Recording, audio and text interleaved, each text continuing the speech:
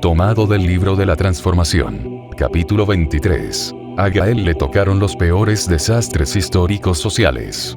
La política mundial de lo peor. Después de esa pandemia y su gran crisis económica, vino un salvador del mundo, obviamente un político. Ahora les contaré lo que pasó después de esa pandemia.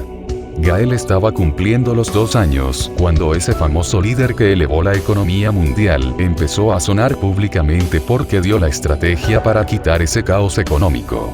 Su procedencia del norte era entre sirio e iraquí, con tal poder que levantó al mundo de ese caos. Salió de la ONU, líder de los 193 países que componían la ONU en el año 2022, un líder con mucha autoridad, que además de ser el líder mundial de la economía y los países, tenía poderes extrahumanos y hacía cosas que muchos no podían hacer. Eso sí, era gay, despreciaba a las mujeres.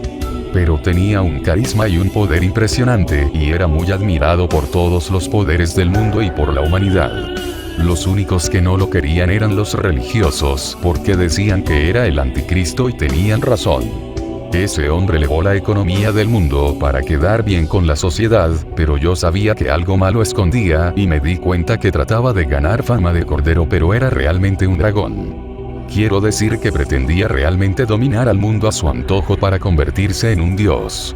Ya habiendo surgido de plano su fama política, hizo un pacto de paz por 7 años entre el mundo entero y con todos los países, pero eligió a 10 países como sus principales aliados, regalándoles tierras y haciéndolos más poderosos para que estuvieran con él en sus propósitos. Más inteligente no pudo haber sido.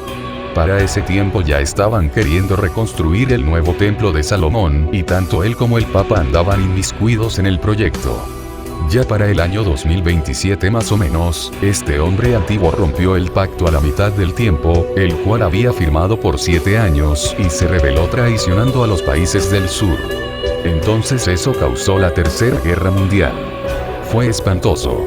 Todo estaba desolado, miles y más miles de soldados muertos y personas comunes. Pero él ganó la guerra y se sintió más poderoso y ya el rey del mundo.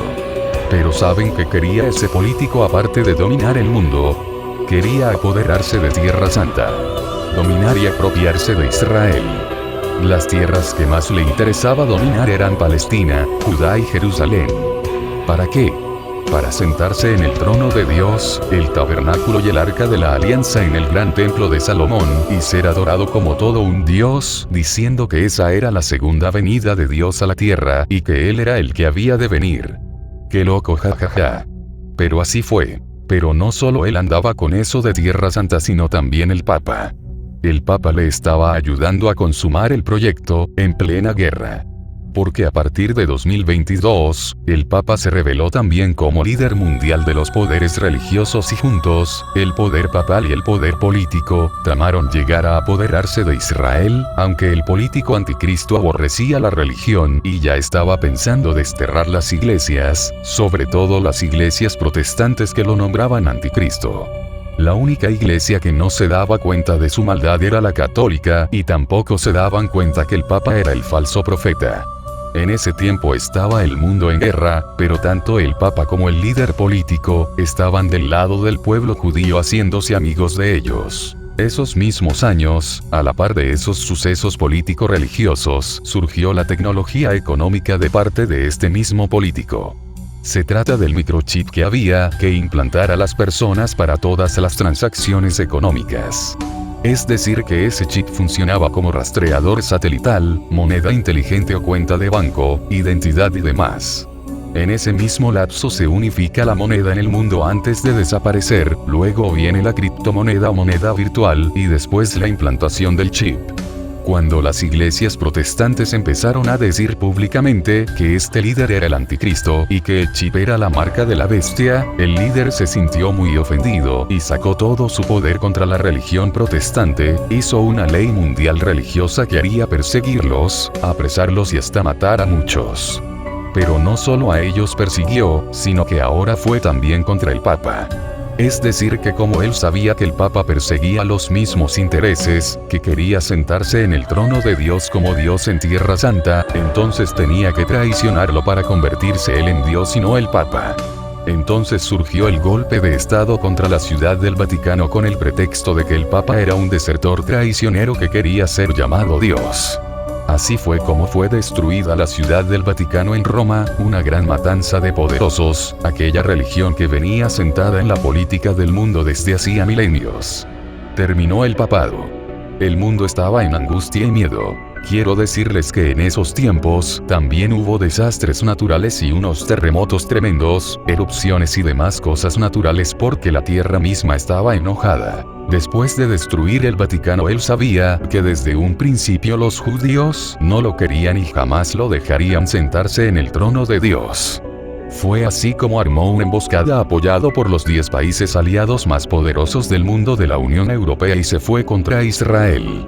Abominablemente dejó desolado el país entero, pero iba sobre todo sobre Judá y Jerusalén. Instaló todo su armamento en el valle de Megiddo en Jerusalén. Violaron mujeres y mataron y persiguieron judíos como nunca. Afortunadamente una gran cantidad de personas inocentes habían huido a los montes cuando vieron la guerra. El mayor dolor fue de las embarazadas y las que criaban hijos pequeños, por el hambre y el frío. En esos meses hubo pestes, plagas y epidemias en el mundo. Este político prosperó en todos sus propósitos porque así estaba programado todo.